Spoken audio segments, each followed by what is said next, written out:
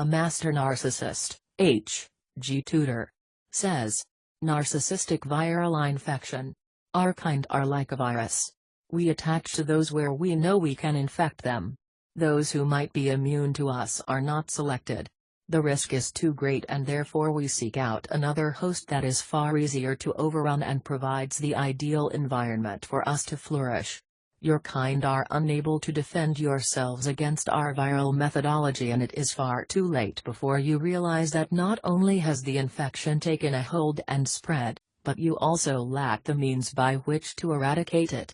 Yes, you may well be able to reduce its effect and fight back to some degree, but just like a virus, we are never completely wiped out and instead we remain dormant, waiting to be activated once more, and the nefarious effects of our presence begin to be felt once again. There are 6 ways in which we infest your life. We fill up your inboxes. The joy of technology once again serves our kind well. We are able to bombard your inboxes with our words which come so easy to us. Whether it is your text inbox, messaging applications on social media or email inbox, all of these soon become full of us. The inbox becomes burgeoned with our words. The beautiful seductive messages, the declarations of love and desire, the sexual temptations, the downright filthy yet tempting, the romantic and delicate, so many letters and words which have winged their way across the airwaves to nestle in your inbox. They sit there ready to be opened by you, thousands of little gifts awaiting opening as you thrill and delight as you open each one. We dominate your phone with insults, threats and demands, blitzing you with our hatred during devaluation, the incessant ping and buzz generating a sense of fear and dread in you as another malicious missive lands. You wince as you see another insult and swiftly delete it, and then when the loving text finally comes, the relief you experience is overwhelming. Even when have vanished, you still scroll through those wonderful and uplifting messages that you cannot bring yourself to delete. You read those beautiful words, yearning for the sender to return and issue them again, carefully crafted passionate announcements, tender statements of intent and romantic overtures. You do not want to eradicate these memories and you allow them to remain in those inboxes. They eventually may not be as full as they once were, but their presence remains. We invade your relationships. It seems such a delightful way to be when we first arrive, and we want to know everybody who is involved in your life. We go out of our way to be charming and accommodating to your friends, your family, your neighbors and colleagues.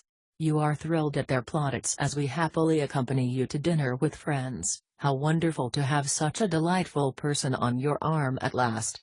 Family events become far more fun with us in attendance. Everybody loves us and you love us all the more for it. We touch each and every person who has some connection to you, making them delight in us. We push away those that do not dance to our tunes, like white blood cells eradicating the enemy. We sweep through your connections and remove those who stand in our way. Everyone else becomes a recruit to our cause as we bolster our coterie and our lieutenants. You will come to regret the access you gave us to everybody that you know. We sequestrate your resources. Yours is ours. A simple mantra, and one we wholeheartedly subscribe to as we avail ourselves of all your resources. We become a fixture in your home. We eat your food, consume your drinks and spend your money. Your utilities become used by us. We camp onto your Wi-Fi and revel in taking anything that belongs to you for our use.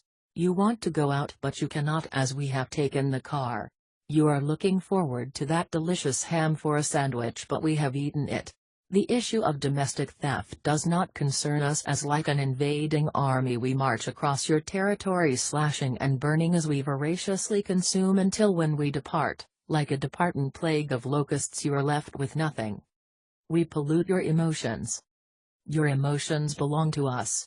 They must always be for us to consume as our fuel. They must always be directed towards us. We establish a lien over them. Our option is first to take hold of those emotions. At the outset we want your love, your praise, your passion and adoration. Nobody else is allowed to have these things. They must be poured over us. We commandeer them and ensure that we are the recipient of delight, joy, happiness and admiration. We take hold of your emotional construction and then we twist, stretch and warp your emotions so that you find all of the good feelings have been turned into darker emotions. We demand those too. Not only have we polluted the way that you feel, we take hold and seize the anger, the fear and the upset which now pours from you. Our manipulations and machinations are designed to turn your joyful heart black with dread and anxiety. Our polluting madness sweeps across you, unchecked and unhindered. We infect your heart and soul. Steadily, gradually and insidiously we plant ourselves deep inside your heart. We coil our toxic tendrils around your soul as we leech from it, both taking and infecting it with our presence. Through the creation of ever-presence we ensure that when we call your heart thumps with excitement and your stomach becomes filled with butterflies. Seeing us walk towards you, smile plastered across our faces causes delight to soar as your soul is uplifted by our presence. Those once feelings of elation become dark and blackened, but the totality of the effect remains indisputable. We are with you all the time. You see us in different places even when we are not there, you hear our voice when certain phrases are said by others. Music, oh the music, how it returns you to those tender and intimate moments in an instant, tugging on your heart and coursing through your soul. The smells, the sensations and the sounds all combine to pulsate through your heart and soul, a permanent reminder of us. These reminders bring the tears, they bring the joy, they bring hope, they bring anxiety, but they always remain. We tarnish your trust. The extent of our infection is such that even when you might have sought to banish us, relegate us to the back of your mind and try to drive us from your life, we still linger. The effects of our tortuous torment of you still very much real and alive. Your ability to trust has become tainted. You dare not trust again for fear of lightning strike twice. You find yourself hypervigilant, second-guessing, assessing and scrutinizing, and through this heightened state of awareness we remain inside you. Each action or word of another, whether friend of someone potentially even more special, awakens the memory of what we once said and did to you. The eradication of your trust has succumbed to the disease of our presence, and thus this works to hinder and prevent your recovery.